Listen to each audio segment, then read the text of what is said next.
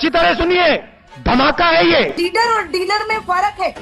इंदिरा जी के समय भी यही देश यही सेना थी, आज भी वही देश वही सेना है, लेकिन वो लीडर थी, आज डील हो रही है ट्रेड को लेकर। संघर्ष विराम कहाँ घोषणा होती है? अभी रुक, अभी बताता हूँ तेरे को, रुक जा अभी। बहुत सारे लोगों से मैं कहना चाहता हूं, जब इंदिरा जी ने इस समय किया था और नेशन ऑफ इस्लामिक कंट्रीज ने हमारे विरुद्ध प्रस्ताव पारित किया था, इस बार एक लाइन नहीं आई।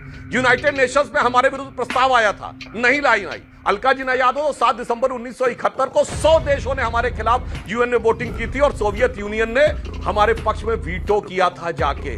और सुनिए, इसके बाद इतना ही नहीं, बांग्लादेश का 5 पैसे का टिकट लगाया गया था, 5 पैसे का सेस। 55 साल पहले के 5 पैसे आज के 5 रुपए के बराबर हुए। हर सामान पे 5। आज कोई सेस लगा ना, किसी देश ने आप पे हमले की धमकी दी ना।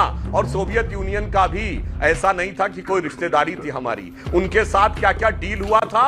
अब केजीबी और सीआईए के जो आर्काइव्स खुल गए, बस एक ही बात कहना चाहता हूं, सोवियत यूनियन ने हमें सपोर्ट करने के बदले में कहा, जो कहा हमने सब किया। हमने कहा प्रिवी पथ खत्म, हमने कहा बैंकों का नेशनलाइजेशन करो, पीएसयू करो, कमिटेड जुडिशरी करो, और लास्ट में उसने कहा अपना नाम चेंज करो, union of Soviet socialist Republic ने कहा प्रीएम्बल ऑफ द कॉन्स्टिट्यूशन बदल दो। इन्होंने कहा जो हुक्म मेरे आका, सेकुलर सोशलिस्ट रिपब्लिक हो गया साहब।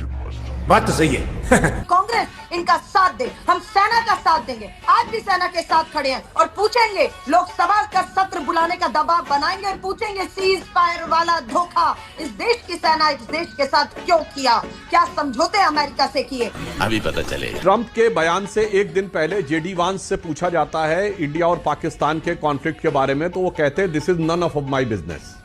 ये अमेरिका के उपराष्ट्रपति ने ऑन रिकॉर्ड बोला था। फिर 24 घंटे में ऐसा क्या हो गया कि उनको परमाणु युद्ध का खतरा नजर आने लगा। अब आप आइए, 1 बजे पाकिस्तान का डीजीएमओ भारत से संपर्क करने का प्रयास करता है, 3:35 पे भारत के डीजीएमओ से उनकी बात होती है, 4 बजे भारत सरकार डिक्लेयर करती है कि 5 बजे प्रेस कॉन्फ्रेंस होगी, और 4:35 या 40 पे डोनाल्ड ट्रंप का ट्वीट आता है।